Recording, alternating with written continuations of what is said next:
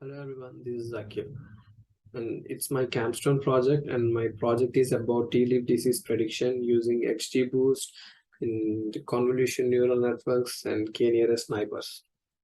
First of all, I would like to thank my professor, Dr. Chavaji Wang, for his valuable guidance on finishing this project. And I want to give a brief overview on my topic before jumping into EDA and machine learning models, which I have used for this project. So, tea is the world's second most consumed beverage. Initially, it's water and then it's tea.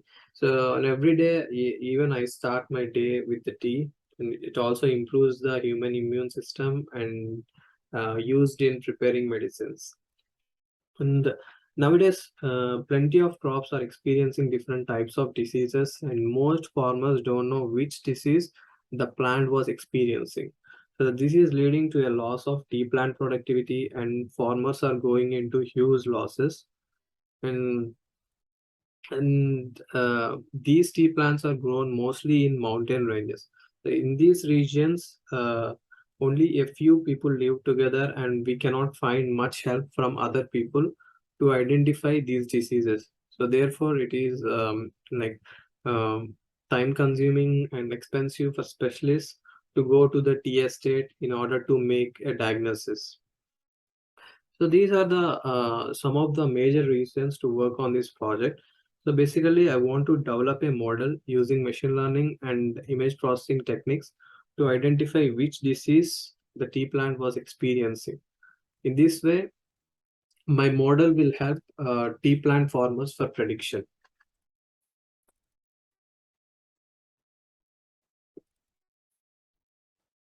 And tea plants have been suffering from a variety of diseases. Some of them are red leaf spot, algal leaf spot, bird's eye spot, hay blight, and white spot, anthracnose, and brown blight.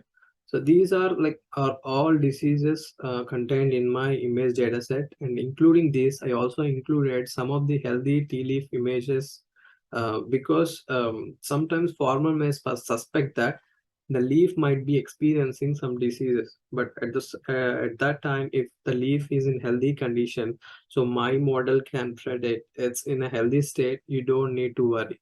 So that's the reason I have included some healthy images as well. So each class of disease contain more than 100 images. So the data set was collected in Johnstone Boyan form and is collected majorly for predicting sickness. So these are some of the images from my dataset, and I classified them into 8 types. And here is my EDA. Basically, I am trying to show the count of the images from each disease using a bar graph, and it's a percentage of images from the complete dataset. And here I am trying to show the difference between a healthy image and a white spot image.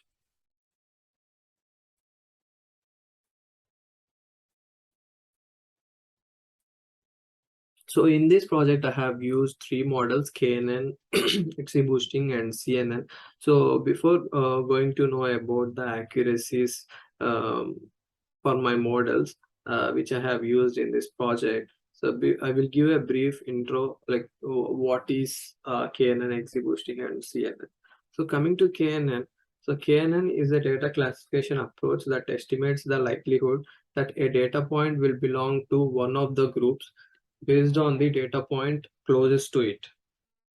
So KNN is a supervised um, learning machine learning algorithm, and it is majorly used to address classification problems.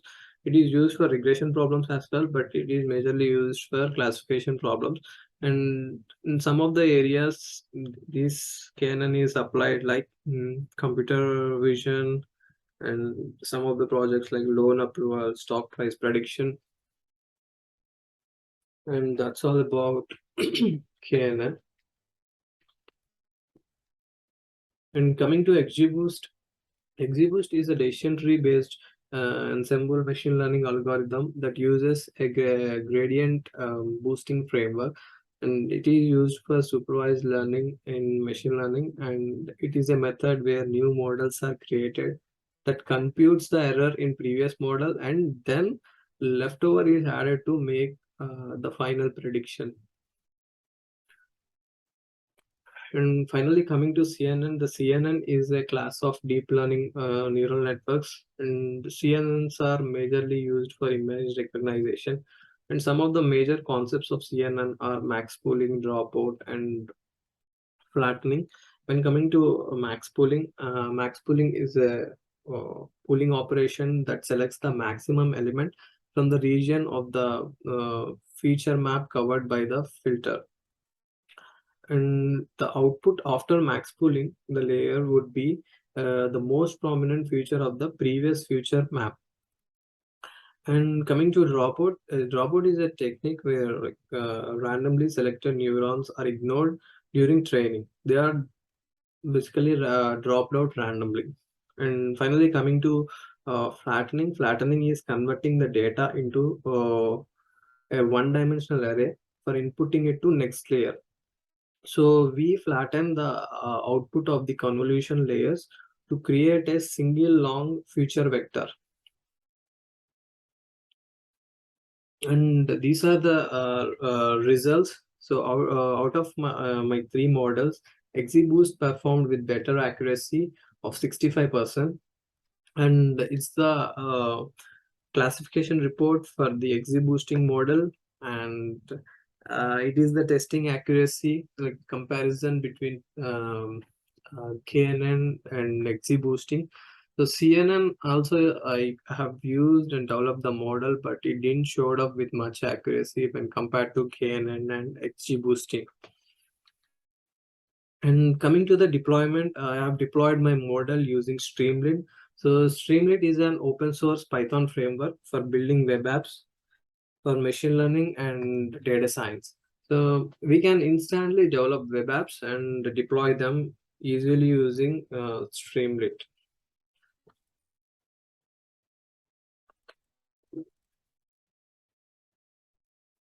So now I can walk through with my Streamlit code base, and I can show how I have done the deployment. So this is my Streamlit code base, and to deploy the model, I have used Pickle and Streamlit as well. So here is my main method. I'm trying to call predict model and load image methods. So initially, I'm trying to load the image, and then I'm trying to predict the model. So I will show the deployment.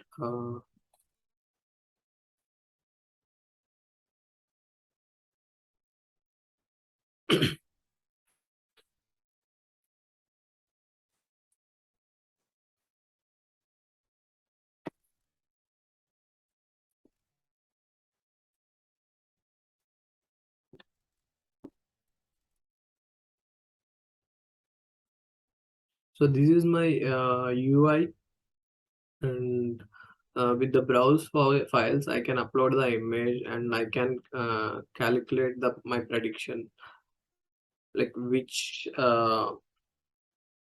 disease the plant was experiencing. So it will calculate and post the result. And now I'm trying to upload a random image, but basically it's a brown blade. We'll see like which type of disease it will predict.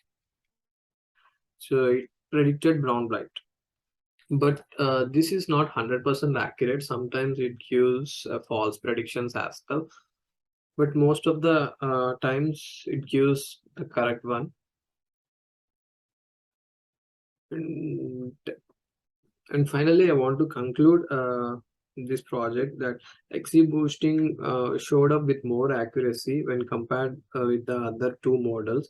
And this model can be further developed by increasing the volume of data, because the source data exists in 8 classifications, and most of the images are identical. So if we can increase the volume of data, we can definitely improve the accuracy. And that's all from my side.